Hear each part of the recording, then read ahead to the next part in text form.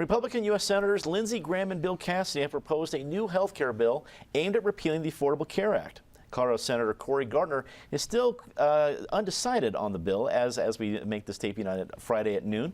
Meanwhile, the processing system that handles Medicaid claims in Colorado has failed to pay millions of dollars owed to Colorado health care providers since launching in March. According to the Denver Post, DXC Technology Systems is actively paying 66% of the claims with a long-term goal of increasing to 75%.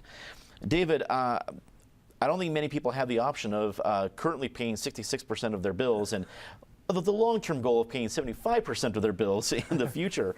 I know there's probably a lot of details from that we don't know about yet, but when you see something like this, does it seem like a big deal? It's an example of sustainability is something that's talked about in the environment, and appropriately so. But it's not a concept just for that. On any human endeavor, you have to have long-term sustainability. And we don't have that on our healthcare system right now. It is collapsing. The latest destructive blow to it was Obamacare, where all the fiscal projections and cooking the books, illegal Enron-type numbers finagling have fallen apart, and here we are now trying to figure out what to do about it, like maybe block grant it basically, which is what Graham Cassidy would do. Here in Colorado, Governor Hickenlooper made the most irresponsible decision of any single individual in Colorado in a fiscal sense, at least in the last century, I think, when he unilaterally doubled the size of Medicaid. And here we don't even have a system where Medicaid can pay the bills for the traditional Medicaid, let alone be able to double its size. And of course, it's collapsing too under the weight of its own administrative incompetence. Think about as the Denver Post reported, these doctors who take Medicaid patients, and they're not getting paid, and they have to take out loans just to be able to stay in practice. You can't keep going like that. For one thing, you're going to ultimately drive doctors away from taking Medicaid and ultimately out of the practice of medicine.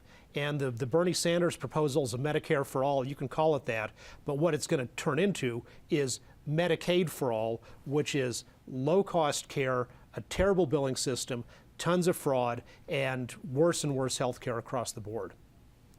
Ben, I think in general it's hard to find sympathy for healthcare providers, but if they're not being paid, that's actually pretty easy to sympathize with.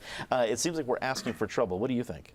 It's a lot of trouble, and one of the most impacted areas in the state are rural areas, which already are underserved in terms of their health care needs.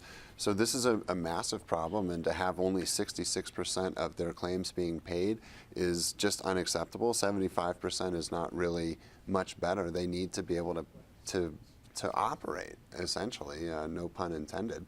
And it's a huge problem. So I think that this is a political problem that's going to follow our legislators around, particularly after this coming session, and something that, I'm not sure how they're going to fix, frankly. Roger, we have a couple, we have a local story and a national angle here. Do you think Republicans in Congress need to pass them before September 30th? I keep hearing that date being lobbied about, and I don't know too much about it, but does that mean we're going to see extra pressure brought upon somebody like Cory Gardner? Well, I think you're already seeing it. Just as we've been sitting here, my watch is telling me that McCain has already come out and said that he is not going to vote for it. So already, no vote. Okay. So no vote for him. So he's already pushing back. So that's already a problem. The problem is they came in with a plan to gerrymander the system, if you want to say that. To avoid having to have a larger vote number tally, they wanted to do this before the 30 date. And because of that, we're going to get a rush bill. I think that there are some people that are maybe elderly, or at least at the end of their career, and they're going to say, no, we're not doing it. Alaska's totally turning their back against this. I don't think there's anything Donald Trump could say again or try to do that would turn her. Murkowski is just totally not going to do this. But I also think there's a problem here in Colorado. I don't think that we've talked this through. I mean, if you look at this, and I mean, this is not we didn't have the money, I don't think. This is about not having an IT system that is able to pay providers. And though most people don't know a lot about healthcare or healthcare reform, but they do know their doctors, and they want their doctors paid. The doctors take care of them, they want their doctors taken care of. And so this is very personal on a level in Colorado that I think is being underestimated by both parties.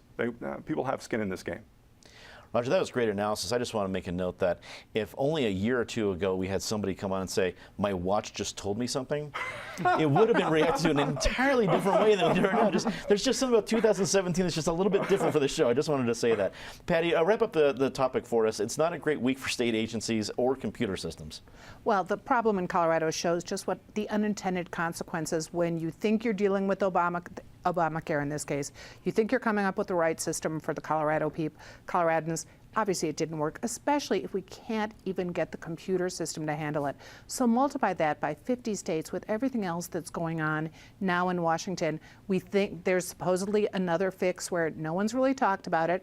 It's kind of getting rid of Obamacare, but it's really just trying to get rid of Bernie Sanders and single payer. This one is no better thought out than the last Republican proposal. And arguably, we still haven't had the conversation we needed to have after Obamacare was passed about what doesn't work, what can be fixed, and what has to go.